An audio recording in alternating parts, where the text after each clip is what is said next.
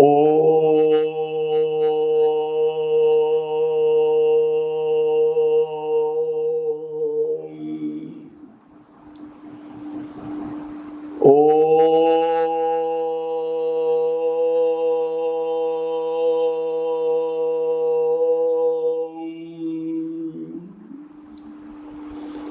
महाप्राण ध्वनि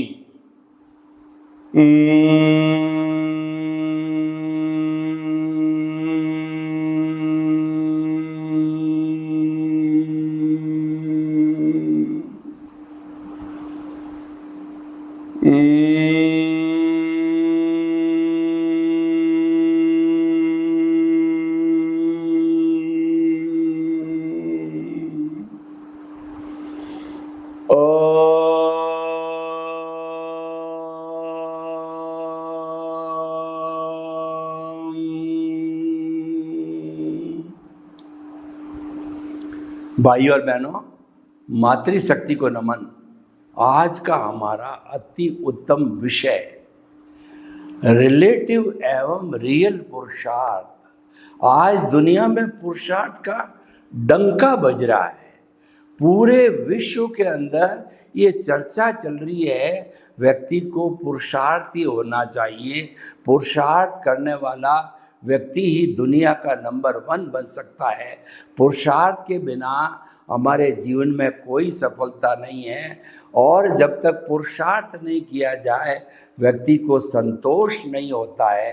पुरुषार्थ करता है तो व्यक्ति को अवश्य ही रिजल्ट मिलता है। विद्यार्थियों को कहा जाता है अच्छा पुरुषार्थ करके पढ़ाई करो, मेरिट में आओगे। यानी कि हर व्यक्ति ये चिंतन करता है कि मैं पुरुषार्थ करूँगा तो ही मेरा विकास है। यह पुरुषार्थ 2 भागों में बटा हुआ है, एक रिलेटिव पुरुषार्थ, दूसरा रियल पुरुषार्थ। रिलेटिव पुरुषार्थ सांसारिक कार्यों के लिए बना हुआ है, और रियल पुरुषार्थ है वह शाश्वत सुख की प्राप्ति के लिए बना हुआ है। 2 अलग अलग धाराएं हैं, और दोनों धाराएं साथ चलती है। एक धारा को अलग कर दिया जाए और दूसरी चलती रहे, ये संभव नहीं है, क्योंकि हमारा जो व्यवहार जगत है वह तो कुदरत और कुदरती रचना और कुदरत के कानून से शाश्वत सुख की प्राप्ति के सिद्धांत पर निर्भर है, और जो है वह मन वचन काया तथा उससे जुड़ी हुई हर अवस्था मात्र कुदरती रचना है, और वह व्यवस्थित है, प्रीडेस्टिन्ड है, फिक्स है, और वह अवस्था है, इसीलिए जड़ है, अविनाशी है, वह जाने के लिए आई है। यानी कि व्यवहार जगत अपने हिसाब से चलता है, कुदरत के कानून से चलता है, कुदरत की नियंत्रण से चलता है, और उसको पूरा करने के लिए कुदरत संजोग जुटाती है। उन संजोगों को द्रव्य क्षेत्र काल भाव कहते हैं, और जब तक कुदरत मदद नहीं करे किसी भी व्यक्ति का छोटा बड़ा कोई भी काम पूरा नहीं हो सकता। मेरी ये अंगुली हिल रही है, इसमें कुदरत जो है संजोग जुटा रही है, तब जाकर के यह अंगुली हिल रही है। द्रव्य क्षेत्र काल भाव है, सब इसमें संपन्न हो रहे हैं जब अंगुली हिल रही है। एक व्यक्ति लकवा मारा हुआ है, क्या वह अंगुली हिला सकता है? एक व्यक्ति को ब्रेन हेमरेज हुआ है, क्या वह व्यक्ति अंगुली हिला सकता है? नहीं हिला सकता, क्योंकि कुदरत संजोग नहीं जुटा रही है, क्योंकि उसका उपादान नहीं है। कुदरत भी बेचारी क्या करे? कुदरत तो कहती है कि हुआ सो न्याय, मैं तो उपादान के अनुसार ही संजोग जुटाती हूँ, मेरी तरफ से कोई भी अतिरिक्त जोड़ना काटना पीटना कुछ नहीं। जो उसकी जन्म पत्री में लिखा हुआ है, जो कुछ उसके उपादान में है, जो कुछ भी उसके उदय और प्रारब्ध में है, उसी के अनुसार ही मैं संजोग जुटाती हूँ। इसीलिए मेरे न्याय को परफेक्ट न्याय कहा जाता है। और हमें भी मानना चाहिए कि कुदरत का न्याय कहो चाहे ईश्वर का न्याय कहो, वह एक ही होता। कुदरत को कई लोग गॉड भी कहते हैं, हमें कोई ऐतराज़ नहीं है, क्योंकि कुदरत समस्त प्राणियों के लिए पूरे ब्रह्मांड की generator, operator, destroyer, GOD God है। तो इसको गॉड मानो तो भी कोई तकलीफ नहीं है, लेकिन कुदरत के सहयोग के बिना कोई भी काम संभव नहीं है। और वो काम क्या होगा, जैसा आपका उदय प्रारब्ध है उसी के अनुसार होगा। तो भाइयों और बहनों, हम इस निष्कर्ष पर पहुँचे कि जो हमारा जन्म से मृत्यु के बीच और सुबह से शाम के बीच में छोटी स्पान ये है और बड़ी स्पान है कि जन्म से मृत्यु के बीच के अंदर मन वचन काया की जो भी प्रवृत्ति होती है वह इस कुदरत के अधीन है। और जैसा हमने बताया कि मन वचन काया तथा उससे जुड़ी हुई हर अवस्था मात्र कुदरती रचना है, प्रीडेस्टिन्ड है, व्यवस्थित है, फिक्स है और वह जड़ है और विनाशी है, क्योंकि वह अवस्था है। तो भाइयों और बहनों, जो हमारा व्यवहार जगत है ये रिलेटिव पुरुषार्थ है। रिलेटिव पुरुषार्थ को हम अज्ञान कहते हैं। अज्ञान बुरा नहीं है। देखिए 3 टर्म्स आती है, अज्ञान, ज्ञान और विज्ञान। ज्ञान किसे कहते हैं, सबसे पहले हम ये देखते हैं कि हमारे जो सांप्रदायिक या धार्मिक धर्म है वो जो कुछ जो है एथिक्स, कुछ जो सदाचार के नियम स्थापित करती है उनको मानना ज्ञान है। जैसे कि साधुओं के लिए 5 महाव्रत है और श्रावकों के लिए 5 अनुव्रत है, जिसके अंदर कुछ जो है रिलैक्सेशन दिए गए हैं। स्थूल का रिलैक्सेशन है।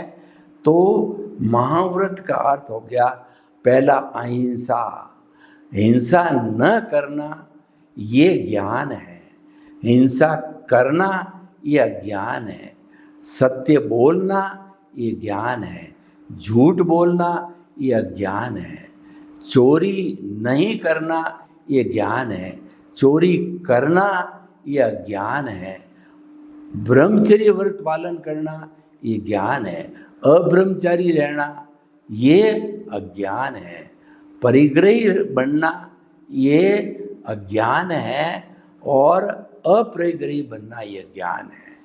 तो इस तरीके से ज्ञान और अज्ञान, अज्ञान को कहते हैं मिथ्या, मिथ्या ज्ञान, मिथ्या दर्शन और मोहनीय कर्म। यानी कि ज्ञानावर्णीय कर्म, दर्शनावर्णीय कर्म और मोहनीय कर्म। चौथा एक अंतराय होता है, लेकिन अंतराय तीनों से जुड़ी हुई होती है। जब एक एक की अंतराय टूटती है तो तीनों की टूटते ही 14वें गुणस्थान में संपूर्ण अंतराय रुकावट टूट जाती है और आत्मा सिद्ध, बुद्ध और मुक्त हो जाती है। तो इस तरीके से जो आज का हमारा विषय है कि जो है ये हम जो चिंतन करते हैं कि ये रियल पुरुषार्थ और रिलेटिव पुरुषार्थ, यानी कि जो हमने जो है हमारे व्यवहार जगत का और हमारा जो उदय प्रारब्ध है उसका जितना जितना काम वो हालांकि चलता ऑटो मोड से है, पर हमको मालूम नहीं है कि ऑटो मोड में क्या उदय आएगा, क्या प्रारब्ध आएगा। लेकिन जो है हमारी संतुष्टि के लिए हम वो प्रयास करते रहते हैं। देखिए कोई व्यक्ति कुबेरपति बनना चाहता है, एक जो मजदूर है वो लखपति बनना चाहता है और खूब परिश्रम करता है लेकिन बन नहीं पाता। क्योंकि उसके उदय प्रारब्ध में वह नहीं है। उदय प्रारब्ध में नहीं है तो कुदरत भी संजोग नहीं जुटा सकती। तो बताइए कि एक व्यक्ति जो सिर्फ गद्दी पर बैठा रहता है, अनपढ़ सेठ है, लेकिन वो फोन पे बात करते करते करोड़ों रुपए, अरबों रुपए तक भी कमा लेता है। और एक बलिष्ठ मजदूर है, पढ़ा लिखा भी है, लेकिन 8 घंटे वह मजदूरी करता है, उसको रोज का 500-1000 रुपया मिलता है और पूरे जीवन भर उसका यही क्रम चलता है। ऐसा क्यों है कि उसके उदय और प्रारब्ध में नहीं है। इस कारण से दोनों की भिन्नता है। इसीलिए हम प्रयास करते हैं और करना चाहिए। देखिए, व्यवस्थित कब कहा जाता है कि पूरा प्रयास करने के बाद जो घटित होता है उसको व्यवस्थित कहते हैं। गीता में इसको निष्काम कर्म कहा जाता है कि पुरुषार्थ तो करो, कर्म तो करो, पर फल की इच्छा मत रखो। फल जो है वह कुदरत के अधीन है, फल हमारे उदय प्रारब्ध के अधीन है, फल हमारा उपादान क्या था उसके अधीन है। इसीलिए भगवान कृष्ण ने गीता में कहा कि कर्म करते रहो, कर्म योगी बनो, लेकिन जो है फल की इच्छा मत रखो। परिणाम क्या आएगा? परिणाम आपके हाथ में नहीं है, पुरुषार्थ आपके हाथ में है। तो वही हम बात कहना चाहते हैं, व्यवस्थित, यानी कि आप कर्म करते रहो, लेकिन जब फाइनली घटित हो जाता है तब बोलना व्यवस्थित। ऐसा ही उदय प्रारब्ध में था, ऐसा ही उपादान था, ऐसा ही कर्म फल था, ऐसा ही परिणाम था। तो भाइयों और बहनों, आप हमारी बात समझे कि पुरुषार्थ तो करते रहो, लेकिन जो फल मिलता है उसको एक्सेप्ट करो, क्योंकि दूसरा वे आउट नहीं है। क्योंकि हम चाहते हैं वह होता नहीं है। तो जब हम चाहते हैं वो होता नहीं है, तो फिर उसके पीछे पड़े रहने से सिवाय डिप्रेशन, सिवाय दुख और सिवाय तकलीफ, सिवाय एफिशिएंसी डाउन करने से, नकारात्मक भाव आने से कुछ जो है होने वाला नहीं है। तो ये तो हमारा उदय प्रारब्ध के अधीन है और ये डिस्चार्ज रूप में चलता रहता है। इस पर कंट्रोल सारा कुदरत का है। जन्म लेते ही पूरा दायित्व कुदरत ने अपने हाथ में ले लिया। तो हमारे हाथ में क्या है? अब ये बताना चाहता हूँ, ये तो कुदरत करती, तो हमारे हाथ में क्या है? आप तो स्वयं भू हो, आप तो इस सृष्टि के सबसे बड़े ताकतवर शुद्ध आत्मा हो, आप परम पिता परमेश्वर हो, आप अनंत ज्ञान, अनंत दर्शन, अनंत शक्ति, अनंत सुख का धाम हो, आप अजर हो, अमर हो, अविनाशी हो। कहा गया है कि आत्मज्ञान ही सच्चा ज्ञान है, शेष सब अज्ञान है। यह आपकी विशेषता है। आप तो आनंद का खजाना हो, आप तो सच्चिदानंद हो। सत का मतलब आप अविनाशी हो। जो अभी मैंने व्यवहार जगत की सब बातें बताई और ये कहा ये तो अवस्था के अधीन है, ये नाशवान है। आप नाशवान नहीं हो। आप तो सत का मतलब अविनाशी हो, चित्त का मतलब आप ज्ञान दर्शन वाले हो और आनंद आपका लक्षण है। इतनी बड़ी महान विभूति, आप स्वयं ईश्वर हो, आप स्वयं भगवान हो। अभी भगवान बने नहीं हो, लेकिन आपको भगवान बनने का, परमात्मा बनने का, शाश्वत सुख की प्राप्ति करने का, मुक्ति में जाने का आपका लक्ष्य है। तो 1 भव, 2 भव, 5 भव, 10 भव और एनलाइटनमेंट जिसको हो गया, ज्ञान जिसको मिल गया और जिसका अनंतानुबंधी कषाय भस्मीभूत हो गया, जो अकर्ता बन गया तो कर्म बंधन का कारण ही खत्म हो गया। अकर्ता बनते ही, निमित्त बनते ही तो हमारा आश्रम तो समाप्त हो गया।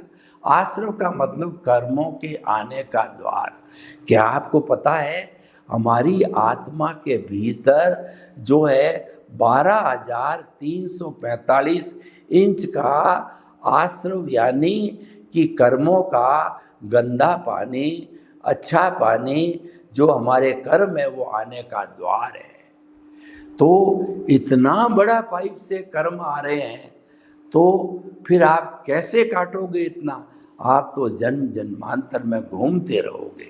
लेकिन अगर हमारे को अकर्ता बना देता है गुरु, हमारा पुण्योदय, गुरु का पुण्योदय, हम उसके लिए निमित्त, वो हमारे लिए निमित्त, हमारा भाग्योदय से जो है हमको किसी ज्ञानी पुरुष या सदगुरु के दर्शन हो जाते हैं।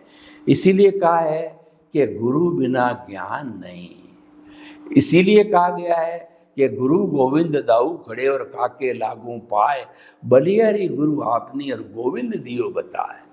हे गुरुदेव, आपने ईश्वर के दर्शन कराए, इसलिए पहले मैं आपके दर्शन करता हूँ और बाद में भगवान के दर्शन करता हूँ, प्रणाम करता हूँ, क्योंकि आपके माध्यम से मुझे ईश्वर मिले तो गुरु के माध्यम से एनलाइटनमेंट मिलता है, कुंडलिनी जागरण होता है, हमको ज्ञान मिलता है, तो हमारा अनंतानुबंधी कषाय दर्शन मोहनीय भस्मीभूत होता है।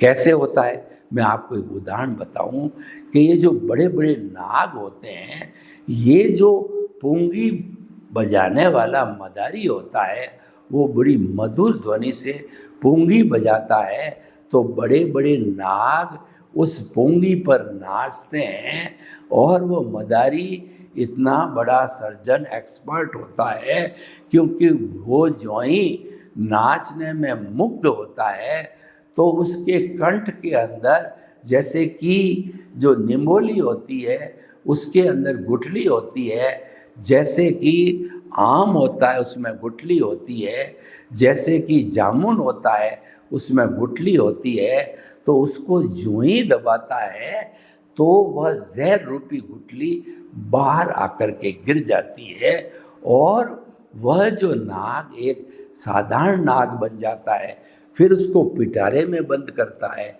फिर उसको अपने हाथ पे डसाता है, क्योंकि उसमें जहर की थैली नहीं तो कुछ भी वो नहीं कर पाता है, तो वो भी आमदनी का जरिया बनाता है।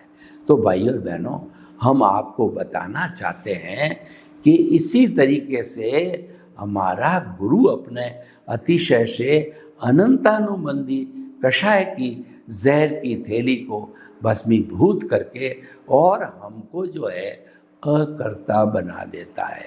जन्म जन्मांतर के लिए कर्ता भाव को गहरी खाई में डुबा देता है और ऊपर एक बोर्ड लगा देता है, गुरु डेंजर, इस रास्ते कभी मत जाना, बहुत बड़ा खतरा है। आपने 33 या 11 केवी की लाइन को देखा होगा, जिसपे पोल पे एक बड़ा जो है वो बोर्ड लगा रहता है, जिसमें रेड जो है क्रॉस किया हुआ होता है और उसके अंदर एक खोपड़ी और साइड के अंदर एक हड्डी खड़ा करके डेंजर लिख दिया जाता है।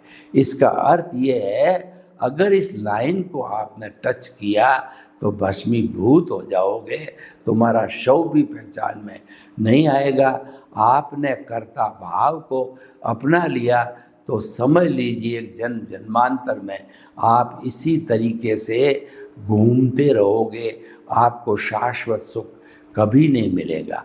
हम अकर्ता बन गए, हमको ज्ञान मिल गया, तो अब उसके बाद जो आज का हमारा विषय है कि रियल पुरुषार्थ।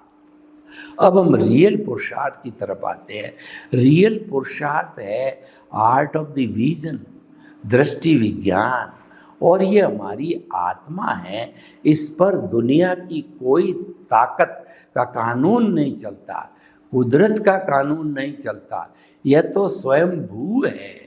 इसका खुद का कानून चलता है।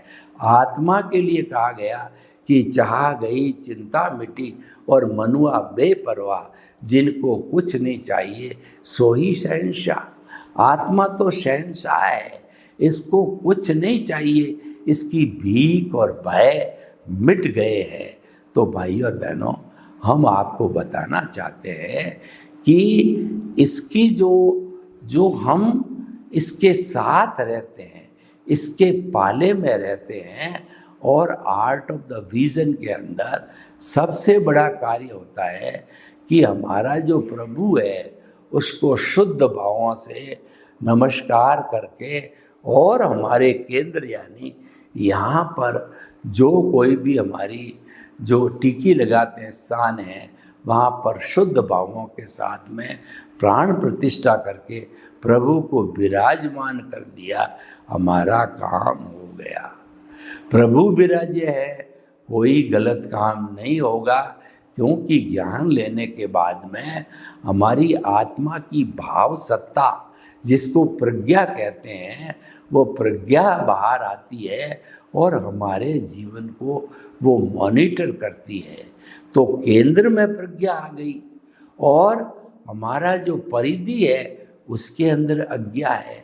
तो धीरे धीरे वह परिधि जब समाप्त हो जाएगी तो प्रज्ञा जागृत होकर के और सारा अज्ञान जड़ कर के प्रतिष्ठित आत्मा समाप्त होकर, मन समाप्त होकर के, और आत्मा सिद्ध बुद्ध बन सकता है।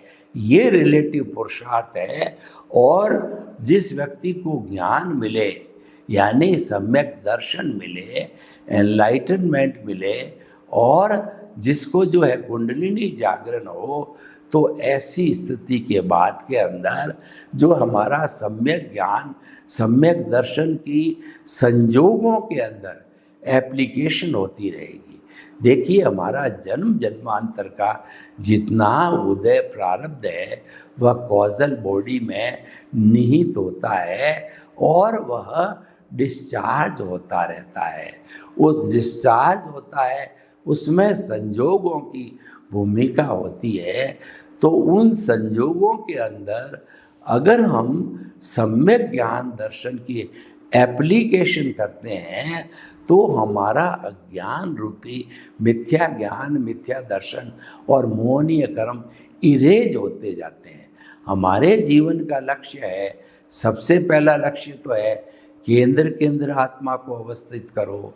दूसरा, सम्यक ज्ञान दर्शन की एप्लीकेशन करो। सम्यक ज्ञान, सम्यक दर्शन की एप्लीकेशन क्या है कि मन, वचन, काया तथा उससे जुड़ी हुई हर अवस्था मात्र कुदरती रचना है। यानी कि जन्म से मृत्यु तक, सुबह से शाम तक आपके जो घटित होता है उसको कुदरती रचना मानो। आपके बीमारी हो गई, कुदरती रचना। आपके घाटा लग गया, कुदरती रचना। और वह व्यवस्थित होने के बाद उसको कुदरती रचना मानना चाहिए। यानी प्रोसेस चल रही है, उसे हम व्यवस्थित नहीं कहते हैं। आपके घाटा लगना चालू हुआ या आपकी बीमारी आई और आपने दवाई करके उसके फर्स्ट स्ट्रोक पर रोक दिया तो वह व्यवस्थित नहीं है। और आप चल रहे हो और आप चिंतन करो कि मेरे एक्सीडेंट हो जाएगा, हुआ नहीं है, तो वह व्यवस्थित नहीं माना जाएगा।